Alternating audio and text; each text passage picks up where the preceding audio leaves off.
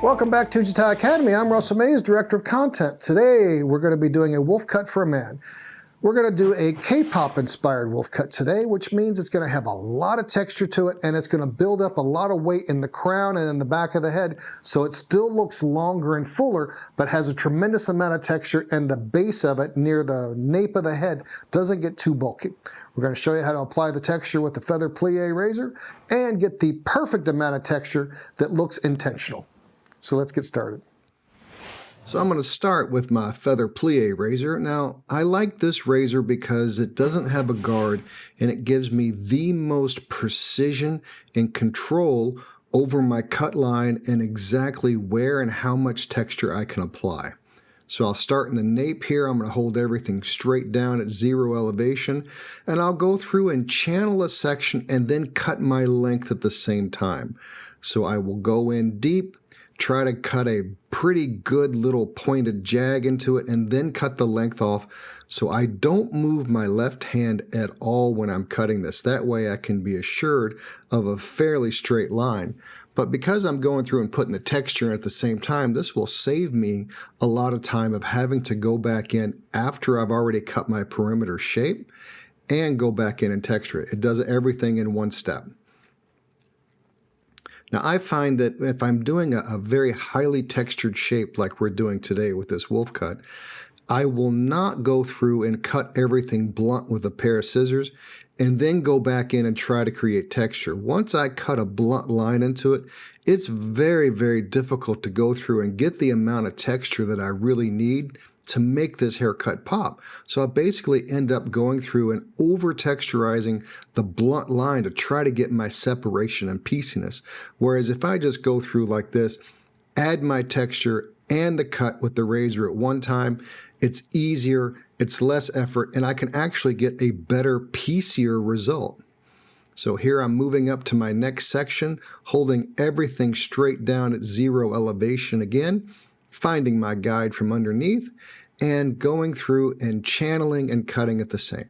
And I'll go through and repeat this whole methodology up the entire back of the head until I get all of my lengths cut. I've gone through and started with a basic sectioning where I've sectioned down the center, front half from the back half, and then from just above the occipital bone to above the mastoid right behind the ears. If you like this video, give us a thumbs up, click subscribe, and the notification bell to be notified of future Jatai Academy content. So after I've gone through with my basic sectioning, I'll start at the nape, get my baseline, and work that all the way up until I have the whole back half of the head finished. Now I'm going to go through and take a center section, hold everything straight back, everything just pulled straight back through here, and then I'm going to cut a straight up and down line. I'm going to go through, determine what length I want my shortest layer to be, hold that straight back, and cut a straight up and down line. So what this will do is this is actually cutting it anti-head shape. Head shape would be the same length from top to bottom. So anti-head shape is leaving it longer at the top and then shorter in the middle and then longer at the bottom.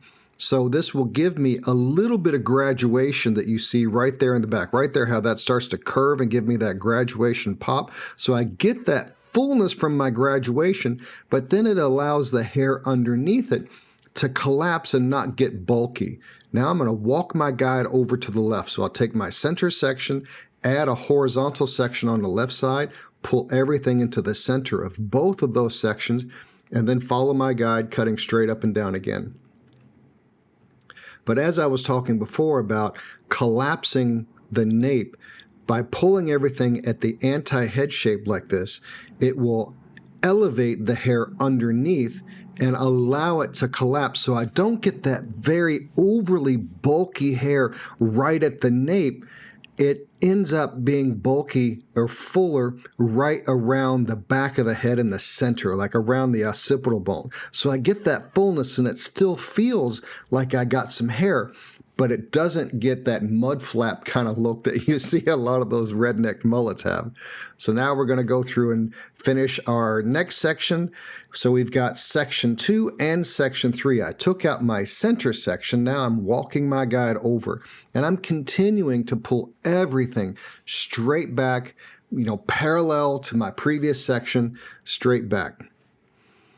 There's my guide underneath, and we're just going to go through and cut this. Now, the thing is, when you're cutting with a guardless razor, I need to be respectful of the blade. I can touch myself and it won't cut me. It's when that blade touches me and then moves left or right, that's when I start to really cut myself. But I still want to be respectful of this because these blades are very, very sharp, which makes it easy to go through and cut. But it's too easy to go through and cut myself if I get sloppy with it. There's no other tool on the market that will give you this type of look and this type of texture and result, so I have to learn to respect the tool, and then I can use it and get its maximum potential. Last section here, pulling everything straight back, making sure all of it blends through with my layering, and I'm going to do the same thing on the other side.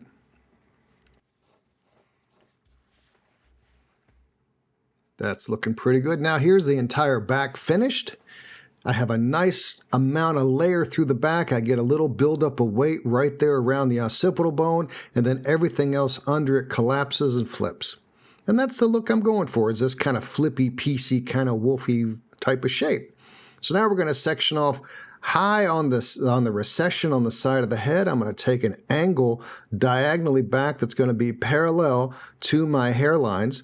I'm going to pull this forward and then cut it back. So the line is actually kind of straight horizontal, but by me pulling it forward, that's actually going to introduce movement and force this hair to flow back. And you can see right there how it starts to make that hair swing back. So by pulling it forward, I cut the front slightly shorter than I cut the back. And by putting my angle into it, it ends up being a much more horizontal line, but I introduce all of that movement into it. Now, I'm not trying to insert my texture and cut the length here at the same time. I just want to focus on cutting my length and cutting the shape, because it's going to be hard to go through on this type of methodology and insert texture and cut the length at the same time. It's easier to do horizontal. When I start angling things like this, I want to do it in 2 steps. So I'm pulling everything forward, cutting it about right to the tip of the nose, and then angling that back. Once I finish all of this here and I get everything cut to the lengths that I think I want, then I'll go through and start taking a section in the back of the head and angling that down into the nape. So I'll section off the top and the back here, and then angle. This angle here is going to be parallel to the first section that I took, which is going to be parallel to my hairline right there behind the ear. Now we're going to pull this straight out from the head at 90 degrees using the length that I established by pulling everything forward. Then I will go through and cut that straight up and down and blend that into the length in the nape of the hair. So right there, just pulling everything out. I don't have as much hair to cut here because I've already cut the length and I've already cut my layering. This is to make sure that the sides and the back blend together. We'll check that, see how that's looking. I like that. That's pretty good. So now I'm going to continue on doing this same type of sectioning all the way to the center of the back of the head. So continuing parallel sections to my previous section and then holding it straight out to the side of the head. So I'm basically cutting a big box type of shape where it's got a corner right there behind the ear, it's got a corner on the other side, and it's got a corner right in the crown. Oh, we missed that little part right there, but there's not much to cut, so we'll leave it. Now we're going to get to the center, pulling everything over, making sure nothing really hangs over. This is just making sure that everything kind of blends through. Not a whole lot to take through here, so being very careful, very judicious with my cut, and just making sure everything blends through. Now, in the beginning, when I went through and took my middle part and then I sectioned off the front of the head from the back of the head and then the nape section out. So this is my quarter part back blending. That's a mouthful right there. So what I'm doing is the section that I cut underneath vertically at the ear to make sure everything blended from the sides down into the nape. Now I'm taking the back half of the head on top and making sure that that blends through with the hair that I've cut underneath. I don't want any hair from the top hanging over and being disconnected from the hair underneath. I want this all to blend through perfectly. We got all that blended through there. Now we're going to go through and take a center section. This is a mohawk section from the front all the way to the back. Right there at the crown, I'm going to use that length as the guide for my layering. I'll pull this straight up, cut this 90 degrees from the head, and working from back to front. And I want to just cut this all the same length going from back to front. When I'm doing this type of layering with the plier razor, I have to be mindful of my sectioning. And one way that I can go through and apply this cut line cleanly without being worried that I'm going to cut myself is I have to make sure the hair that's holding the hand is gripping it for life. I mean, it's got a death grip on that section so it doesn't fall out. And then when I apply the razor to this section, gently applying it using the razor motion of up and down to cut, I can go through and cut nice and clean lines without worrying about cutting myself. After I cut the center section, I'm going to take my next parallel section working to the side, hold those two sections up into the middle. There's my guide from underneath. There we go, perfect. And then I'll go through and blend everything through. Anything that hangs over past my guide, I'll cut up. I got a death grip on my section there. This takes a little bit of practice. I would really recommend that before you start layering hair with a razor like this, that you take a mannequin head, you practice, you get comfortable with it, and you do it very methodically and very slowly. Don't try to move fast. Moving fast is the enemy of cutting clean sections and clean hair. There, my last section, everything blending through onto the right side of the head. Anything that hangs over from the top, I'll go through and just cut off. Methodically working that through. There we go. Very little to cut there. I think I got a little bit. There we go. Give us a follow on your favorite social media at Jatai Feather. After I finish everything on the right side, I'll do the left side, and now we're going to section off the hair around the front. I'm going to pull the center of that right down to the tip of the nose, and I'm going to go through and razor that length off. That's the length I want my fringe to be, so I'm pulling that straight forward, cutting that the length I want. Now we're going to split that in half. I'll take the entire right side of the head through here. There's my length that I cut at the sides, and I'll blend that through with the little short piece that I cut right there at the front center of the face. Work that all the way through, blend that all the way through. There we go, perfect, just like that. Now going a little shorter in the middle is going to leave it a little longer towards the side. Wherever hair is shorter, it will move to where hair is longer. There's my length right through there. There's my guide. There it is right there. Now we're going to cut that through. So shorter hair always flows to longer hair. So if I want to create movement, cut one side shorter and the other side longer. And also because of the razor motion through here, because I'm razoring it from the center to the sides, that will introduce movement as well. Now in the back, I applied texture and length at the same time. Around the front, I couldn't do that. So now we're going to go through and add our texture and thinning around the front. These mannequin heads can get a little thick, and sometimes your client's hair is very, very thick, and you need to go through and add more texture than you think that it needs.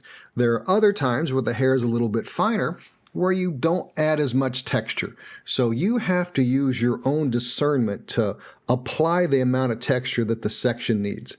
Every person's head is going to be different. Every hair texture is going to be different. And this is something that will come with experience of you practicing. Now we're going to go through and just start applying a little bit of texture all the way around the front half of the head, because we've already applied it in the back and we won't need that there. I will go through and check it to make sure, but we want the same type of texture throughout the entirety of the haircut. Going through and just methodically applying a little bit of texture here or there or wherever it needs it. There we go, perfect.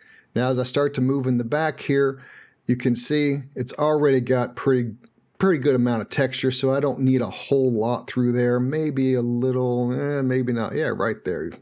That's looking good. Now we're just going to go through and do this same type of texturizing throughout the rest of the head, throughout the front of the head, not the back because we already did that, until everything matches and it blends seamlessly, not only from a length point of view, but also from a texture point of view. I did go through and change the blade about halfway through this haircut. Some types of hair dull blades faster than others, and it usually tends to be the thicker, coarser types of hair that will dull the blade faster. So I don't want to go through and start pushing hair and not end up with a clean line. So if I need to change a blade, I'll change a blade.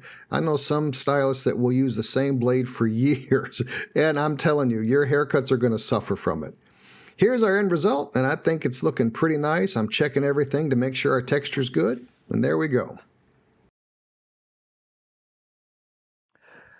This is our end result, and I think we're looking pretty good. We got a lot of great texture to it, and I think by pulling it straight out in the back, it gives it this nice fullness in the back, but we can still have it hyper layered underneath, so we got a lot of texture to it and a lot of separation.